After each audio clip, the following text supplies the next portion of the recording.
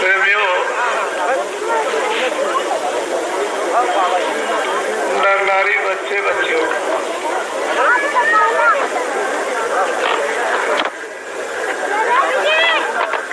अच्छे काम के लिए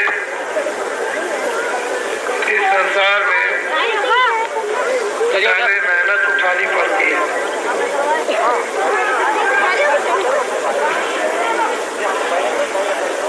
और अच्छे काम में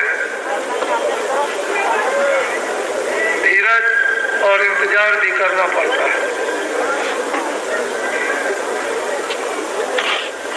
जब प्रेमियों को बाबा जी ये बताते थे कि ऐसा वक्त आएगा कि एक जगह सब मिलजुल कर प्रेम से भारी संख्या में बैठेंगे, तो उस समय पर विश्वास नहीं होता था। लेकिन धीरे धीरे आपने मेहनत की, परिश्रम किया,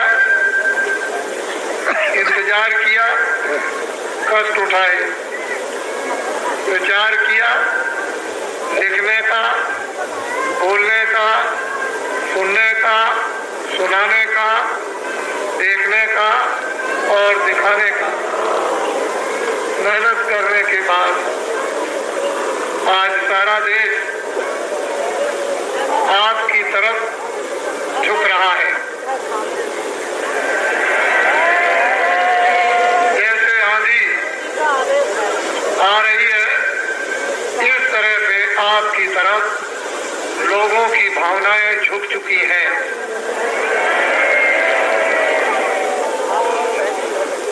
काम का दुनिया में सदा नाम होता है, काम का दुनिया में सदा सम्मान होता है और काम की इस दुनिया में सदा इज्जत होती है। काम अपनी जगह पर है। जब काम प्रेमियों ने किया तो सामने आया।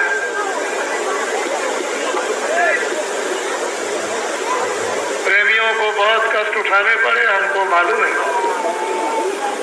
लेकिन आज जो हम सुंदरता उनके चेहरे पर खुशहाली और प्रसन्नता देखते हैं, वो या तो वो जानता है या बाबा जी जानते हैं।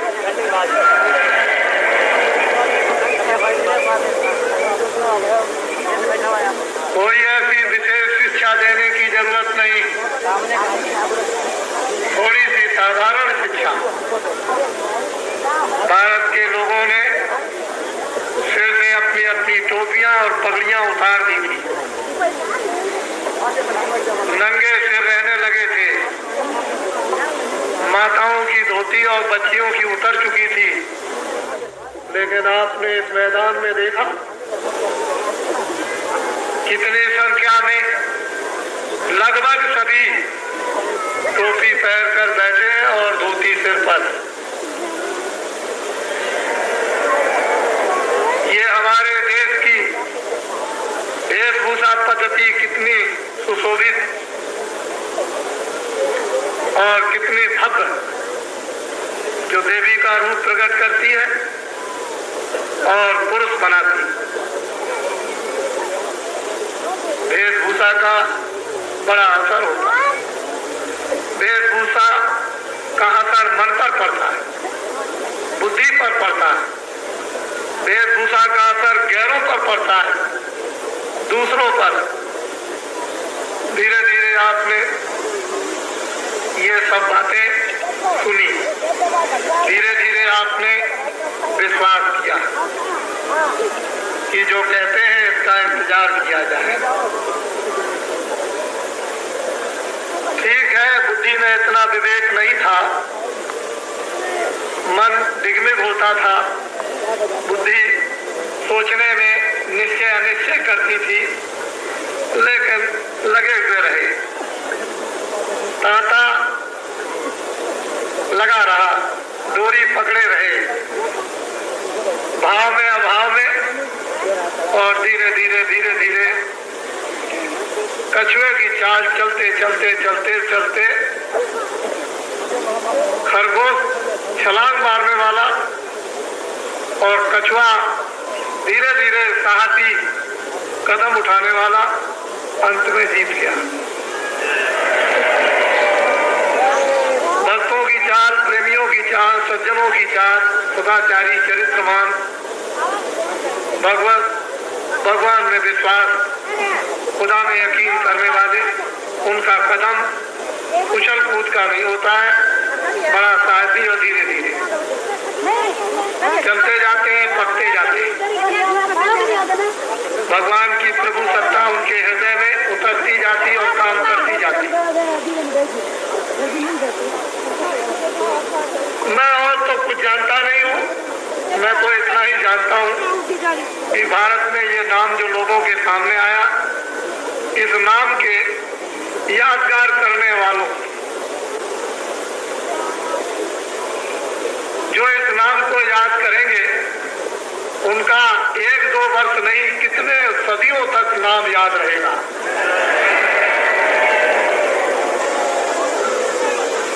मुझे तो इतना ही कभी कभी उसकी दरगाह में, उसकी कंधा में बैठ करके अनुभव होता रहता है।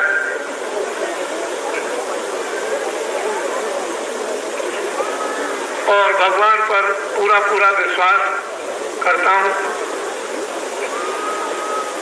सही और सच्ची बात है, यदि परमात्मा का वास्तव में किसी को वो रूप, उस तस्वीर का दीदार, उस मूरत का दर्शन यदि आपको करना है, तो पहले उस मूरत का दर्शन और दीदार करो जिसने उसको देखा। इसमें हिंदू मुसलमान ईसाई की क्या बात? ये तो एक ऐसी चीज, ऐसी नियामत, ऐसा खजाना, ऐसी रोशनी, ऐसा प्रकाश, ऐसी शक्ति, ऐसा ज्ञान कि जिस किसी के भी पास होगी, चाहे हिंदू हो, चाहे मुसलमान हो, चाहे ईसाई हो, चाहे छोटा हो, चाहे बड़ा हो, चाहे अनपढ़ हो, चाहे पढ़ा लिखा हो, आदमी से कोई नहीं झुकता है, उस शक्ति से झुकता है। जिस पोल पर, जिस खंभे पर बैठकर उस शक्ति का इजहार किया जाता है, शक्ति की व्याख्या की जाती है, शक्ति पहले उसमें जज्ब हो जाती है, लीन हो जाती है, तभी काम होता है। यदि उसको जानना चाहो तो पहले उनसे मिलो जिन्होंने उसको देख लिया। और जब तक देखने वालों से मोहब्बत और प्यार नहीं करोगे, जो कहेंगे उस पर यकीन और विश्वास नहीं करोगे, खुदा और भगवान के पास कभी स्वप्न में भी नहीं, ख्वाब में भी नहीं जा सकते।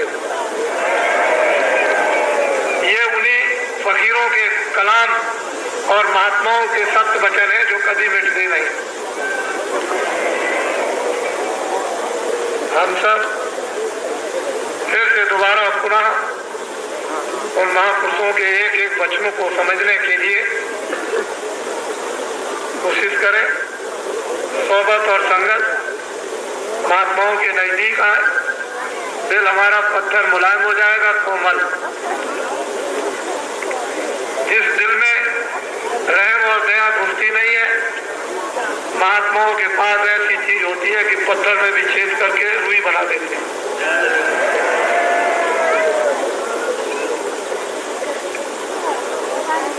तो ये जो नजारा और दृश्य यहाँ पर आप देख रहे हो, आपको भी किसी को यकीन नहीं था कि मथुरा कार्यक्रम होने के बाद इतनी जल्दी यहाँ का ये काम पूरा हो जाएगा।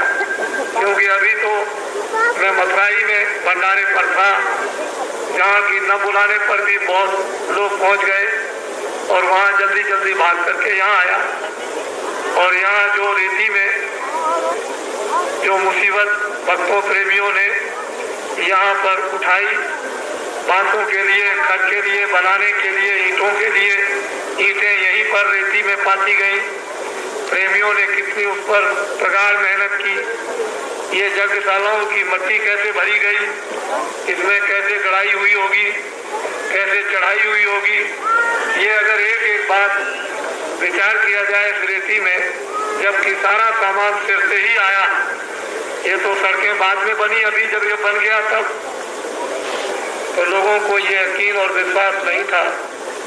और मैं तो आपसे धीरे से प्यार मोहब्बत में कहता ही था कि काशी चलो, 11 दिन भक्ति मुक्ति बचेगी, हम तो आपको देते ही रहेंगे। हमारी तरफ से तो कोई बात नहीं है, हमने तो कोई अपना रास्ता नहीं खोला। वो तो गुरु महाराज की देन है। उन्होंने तो ये देकर के कह दिया है कि ये बांटो, तुम्हारी चीज तो है नहीं, चीज तो मेरी है। मैं तुमको आदेश देता हूँ, तुम इसको बांट दो। तो मुझे क्या आदेश उनका है, मैं क्यों रास्ता बंद करूँ? इसमें मुझे क्या मिलेगा? कुछ भी नहीं मिलेगा। हाँ, ये जरूर है कि शरीर के नाते हैरानी परेशानी तो है ही, लेकिन उधर उसका भी ध्यान देना है कि हुक्म और आज्ञा क्या हुई। और 11 दिन जो भक्ति और मुक्ति जो काशी विश्वनाथ जी बांट रहे हैं, 15 तारीख से शाम से शुरू कर दिया। आपको क्या मालूम, आप क्या जा रहे हैं सब चीजों को? भक्ति और मुक्ति और 11 ही दिन बस बटेंगे, उनका तो हो जाएगा दरवाजा बंद। उनका तो दरवाजा बंद हो जाएगा, फिर उनकी तो खड़क रहती है। विष्णु का काम पालन करने का, ब्रह्मा का उत्पत्ति का और शिव जी महाराज का संहार करने का। जब दुनिया के लोग नहीं मानते हैं तो विष्णु तो अपना काम कर देते हैं निर्मलता में, क्योंकि उस समय पर तो कोई पाप और पुण्य रहता नहीं उत्पत्ति में। विष्णु भगवान के पालन पोषण करने में ये काम होता है। अर्थ और अनर्थ का जब वो देख लेते हैं कि अब ये मुझसे नहीं संभलेगा, तो इनसे कहते हैं कि भाई अब तुम करो, दुनिया तो बिल्कुल एकदम बर्बाद हो गई, अब तुम ये काम करो। क्योंकि मैंने तो मतलब ये है कि बहुत कुछ चाहा लेकिन नहीं हुआ। फिर शंकर जी महाराज फिर सभाया करते हैं, और आपको तो पता है नहीं है, इसलिए मैंने उनको उधर बैठाया सम्मान के साथ कि आप विराजिए और उनको मनाइए, क्योंकि मैं तो मना के लाया नहीं। मुझे तो स्वप्न दिया है कि यहाँ आओ। मैं उनके स्वप्न पर आया और 11 दिन तक उनको यहाँ रखूंगा। काशी के उस पार नहीं जा सकते, काशी में रहेंगे ही नहीं। वो 11 दिन तक किधर रहेंगी? काशी बिल्कुल खाली है, उसमें है ही नहीं।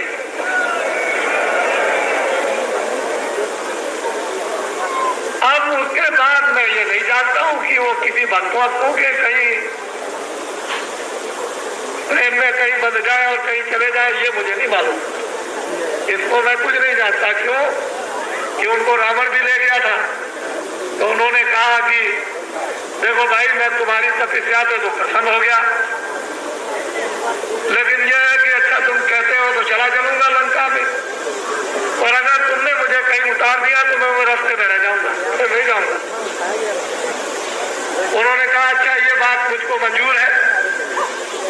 तो कंधे में चढ़ा लिया, रावण ने ले चला।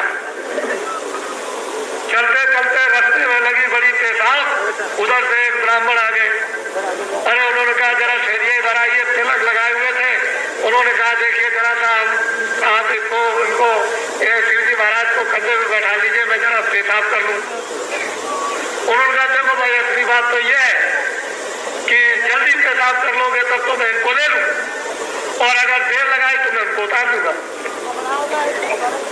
उन्होंने कहा कि अच्छा मैं पेशाब कर लूँ, आप ले लीजिए, मैं जल्दी ले लूंगा। जब रावण पेशाब करने बैठा तो पेशाब ही करता रह गया। उन्होंने कहा देखो भाई, नहीं तो मैं उतारे देता हूँ, तुम जल्दी से इनको लो। उनकी पेशाब खत्म नहीं हो, ब्राह्मण देवता ने शिव जी को उठा के रख दिया। अब वो वही रह गया, क्यों जाए, वही है बैजनाथ धाम। उधर केवल बैजनाथ धाम वही है जहाँ आप जाया करते हैं। तो अगर वो उधर जा सकते हैं तो काशी से इधर भी आ सकते हैं। तो उनकी भक्ति और मुक्ति जो बच रही है उसको ले लीजिए। उन्होंने तो दरवाजा खोल दिया है कि भक्ति मुक्ति ले लीजिए 11 दिन तक, तो आप उस खड़क से, संघार से बचेंगे। आपको तो मालूम है नहीं है कुछ, करेंगे वही काम, लेकिन जो काम करना चाहिए वो नहीं करते। तो महात्मा को समझने की आप चेष्टा करें कि महान आत्मा, महात्मा किसका नाम है, और वो रूप, जिस रूप की व्याख्या शास्त्रों में, उपनिषदों में, वेदों में, रामायण, गीता में या अन्य धर्म पुस्तकों में संतों ने की है, जरा उसको देखना चाहिए फिर से दोबारा। हे अर्जुन, जो तत्व को जान चुका है, जो तत्वदर्शी हो चुका है, अगर मुझे जानना चाहते हो तो उनके पास जाओ। सीधी बात उन्होंने कह दी। जो मुझे जान चुका है, जो मेरे तत्व को जान चुका है, जो मेरे रूप को देख चुका है, दर्शन दीदार कर चुका है, तुम उनके पास जाओ और श्रद्धा पूर्वक वहां नम्रता से बैठो और वो जो कहे उस उपदेश को भावपूर्ण करो, ग्रहण करो। सीधी बात हम लोगों को अपनानी है और कुछ नहीं। ये नर नारी, बच्चे बच्चियां यहाँ पर उपस्थित हैं और हम तो यहाँ पर जब तक रहेंगे तब तक न मालूम ये कितने, जब तक हम नहीं कहेंगे तब तक ये कौन जाने वाले, ये कौन जाने वाले। जब हम शोर मचाएंगे 2-3 दिन पहले से कि आपको फलानी तारीख को बोरी बिस्तर बांधना है, तब इनका मन बड़ा दुखी होगा कि 2 दिन और ना कहते तो अच्छा था। लेकिन आपको तो ये बात मालूम है नहीं। आप तो इस भाव को, इस श्रद्धा को, इस प्रेम को, इस आंतरिक ज्ञान को, उस संपत्ति को आपको तो पता नहीं है कि इनका खिंचाव क्या है, इनका आकर्षण क्या है। ये तो एक चुम्बक है, उधर भी तान लिया, इधर भी तान लिया, और बीच में समझ लीजिए कि कोई है, उधर भी तन रहे, इधर भी तन रहे। तो ये तो एक चुम्बक पत्थर की तरह से कशिश है। दिल दिल को खींचती है, हृदय हृदय को खींचती है, मन मन को खींचती है। ये तो अद्भुत भगवान की वो आकर्षण कशिश लीला। तो ये बात भक्ति समझते हैं, जानते हैं। अन्य लोग जो सांसारिक हैं उनको समझने में कुछ समय लगेगा, लेकिन वो भी धीरे धीरे समझ जाएंगे। हमारे छोटे छोटे बच्चे हैं, माताओं के उन पर भारी असर हो रहा है। देखो बच्चे बच्चियों, कितना तुम्हारा सौभाग्य है कि जिन बच्चों को तुमने पैदा किया है, और वो बच्चे अगर तुम्हारे होनहार और चरित्रवान, सदाचारी और भक्ति वाले निकल जाए, अरे तुम्हारी कौन पूछे, तुम्हारे पुरखाओं को भी पार कर देंगे। ये रामायण और महात्मा कहते हैं, ऐसे बच्चों को माताएं अब बनाना शुरू कर दी है, बना रही अपने बच्चों को। और बच्चे कितने भाव विभोर में, यानी चिल्लाहट नहीं होती है, रोते होते नहीं है, इस वक्त में सब गोदियों में सब सन्नाटा खींच करके पड़े हुए हैं। वो भी, उनको भी इस आनंद का अनुभव हो रहा है, क्योंकि वो तो पवित्र है। उनको तो जिधर चाहे उधर, वो तो एक छोटे से पेड़ है, इधर मोड़ दीजिए, इधर मोड़ दीजिए, उनके लिए क्या। लेकिन जब पेड़ बड़ा हो जाएगा तो नहीं मुड़ेगा। कोमल पौधा जो होता है मुलायम, वो जिधर चाहो मोड़ दो, बड़ा हो जाएगा तो मुड़ेगा नहीं।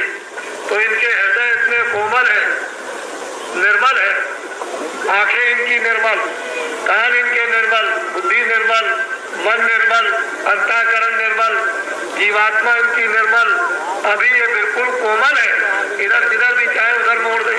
और ये संस्कार भारत की माताएं कितनी भाग्यशाली कि ऐसे बड़े यानी संदेश में अपने बच्चों पर कितना संस्कार डलवा रही। ये भारत में कुछ है, होने वाला है। इस देश की माताएं अपने अपने बच्चों को अपने अपने घरों को छोड़कर और इतनी दूर से चली आ रही है कि कहाँ नेपाल और नेपाल की पहाड़ियां और कहाँ मध्य प्रदेश और महाराष्ट्र की पहाड़ियां। उन पहाड़ियों में मैं घूमता रहा जिन पहाड़ियों में जाकर के ये नहीं पता चलता कि गांव कहाँ होगा।